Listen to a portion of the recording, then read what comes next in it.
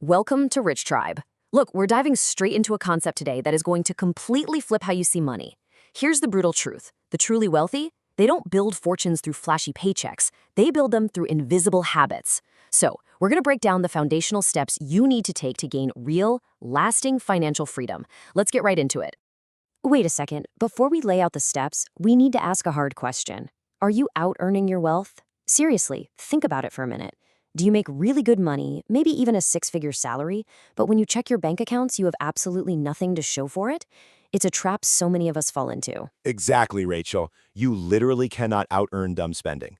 If your lifestyle inflation matches every single pay raise you get, you're just running on a treadmill. To get off that treadmill, we have to completely rewire the way we view wealth, starting with our first major shift. Section 1. The Stealth Wealth Mindset. Real millionaires operate defensively. They genuinely do not care about looking rich to the neighbors, they only care about actually being rich. They play great offense by making money, sure, but they play incredible defense by not spending it just to feed their ego. Okay, hold up, Richard. Isn't the whole point of making millions so you can actually live like a millionaire? Give me a real-world example here, because this stealth thing sounds a little like a myth. I love that you asked that. Think about the TV millionaire we constantly see. Lavish lifestyle, flashy cars, the whole Hollywood image. Now compare that with a real-world example from our research. Let's call him John. John is a multi-millionaire who completely retired at 58. He lives in a small ranch home he bought way back in 1962 for about $10,500. He drives a 1998 Chevy minivan. He actually thinks fancy restaurants are a total waste of money. John prioritizes absolute freedom over status. He is wealthy because he opted out of the consumer culture. Okay, so if we aren't measuring our wealth by the car we drive or the watch we wear, how do we actually measure this invisible wealth? You measure it by your net worth. This is your ultimate financial scorecard. It's really simple. It's the total of all your assets, meaning your savings, investments, and property, minus your liabilities. And liabilities are just your debts, loans, and mortgages. Your monthly salary doesn't make you wealthy. A growing net worth does. And to grow it, you desperately need our next strategy. Section 2. Master delayed gratification. The power of later is everything. Every single dollar you spend today is a dollar literally stolen from your future investments. Your financial life isn't just some battle of right versus wrong. It's a battle of now versus later. But Richard, waiting forever sounds absolutely miserable. Am I supposed to just sit in an empty room staring at my banking app until I'm 65? Not at all. But let me show you why delaying things just a bit is a superpower. Look at this number, $200. Imagine two people. One starts saving just $200 a month at age 22. The other waits until age 32 to start saving that exact same amount. Because of time and compound interest, that 22-year-old is going to accumulate substantially more wealth over their lifetime without working a single bit harder. Time does all the heavy lifting, but only if you delay some gratification right now. Look, I get the math, but I still want to enjoy my money now. What is a practical compromise that doesn't completely strip all the fun out of life today? You absolutely don't have to strip the fun out. There's a brilliant compromise called the half-buy rule. Whenever you make a discretionary purchase, say a $100 pair of shoes you really want, you must match it with an equal $100 investment into your savings or your portfolio. It forces you to pause and ask, do I really want this enough to pay double for it? It balances present enjoyment with future wealth perfectly. And to back that up, here are some rapid-fire ways to control impulse spending. First, avoid one-click purchases at all costs. They are literally designed to bypass your logical brain. Second, go into your favorite apps and remove your stored credit cards right now. Make yourself get off the couch and physically type the numbers in.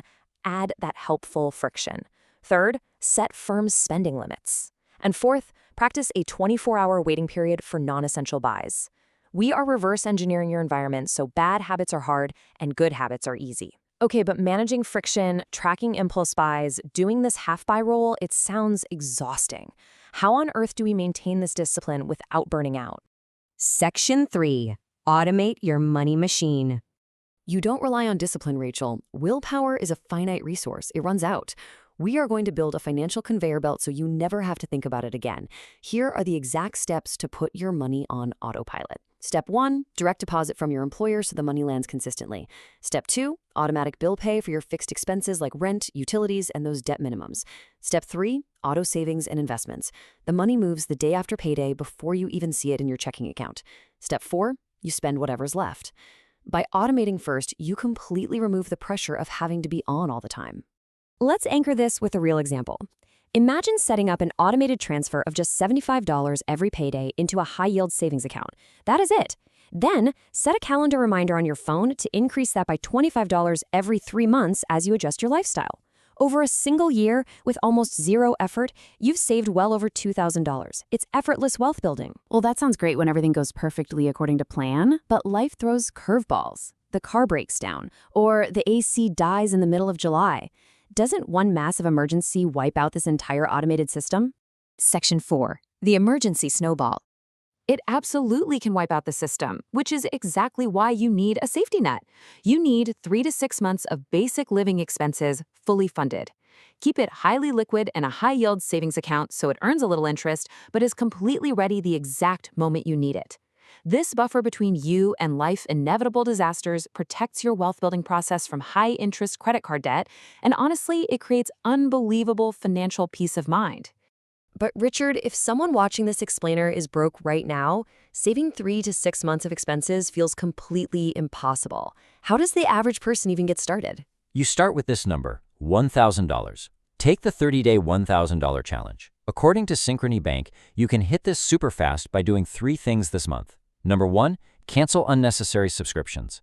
Most people underestimate their monthly digital waste by over $130. Number 2, call and negotiate your phone and internet bills. Number 3, pick up a temporary side hustle or just sell some gently used items on Facebook Marketplace. Hustle for 30 days to get that initial $1,000 buffer. Okay, so we've cut our impulse spending, we automated the savings, and we built an emergency fund. These are really solid basics. But how do these basic habits actually transform into massive, multi-millionaire momentum? They transform through 2 things: consistency and compounding. Once you stop leaking money to bad debts and impulse buys, every single dollar becomes a worker in your factory. Let's look at how the greatest investors think about this kind of momentum. Warren Buffett is obviously one of the richest men in the world. But, as the saying goes, the biggest wealth snowball the world has ever seen started with chewing gum. His very first business venture was literally selling packs of gum door to door. He started his wealth snowball tiny. The exact moment you earn more than you spend, you start your snowball. Every time you skip a useless purchase, you pack more snow onto it. Over time, compound growth takes over, and that snowball becomes an unstoppable avalanche of financial momentum.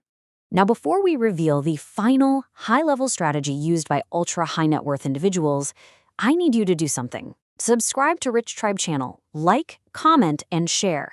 We bring you these wealth-building insights directly from the sources that matter, so make sure you are part of the tribe. Okay, let's look at the final piece of the puzzle. Richard, Section 5, The Rich Man's Secret. Buy, borrow, die.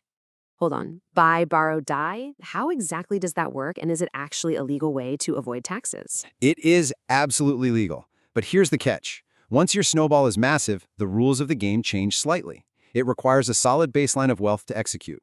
First, you buy appreciating assets, things like real estate or a massive stock portfolio. Second, instead of selling those assets for income, which triggers huge capital gains taxes, you borrow against them. Loans are not taxed. This gives you completely tax-free cash flow to live on. Finally, die. When you pass away, your heirs inherit those assets with a stepped-up tax basis. That means the massive gains that occurred during your lifetime aren't taxed to them at all. It takes significant wealth to start doing this, but it shows exactly why holding on to assets is the ultimate endgame. And that brings us to our final question for you. Are you ready to start rolling your wealth snowball? You've seen the playbook now, from adopting the stealth wealth mindset to automating your savings, building the emergency buffer, and understanding how the truly wealthy hold on to assets. The only thing left for you to do is take action. Exactly right. Financial freedom isn't an accident, it's a habit. Take just one step today. Automate that $75 transfer or cancel just one subscription you don't use, and put your future self first. Thanks for joining us, and keep building that snowball.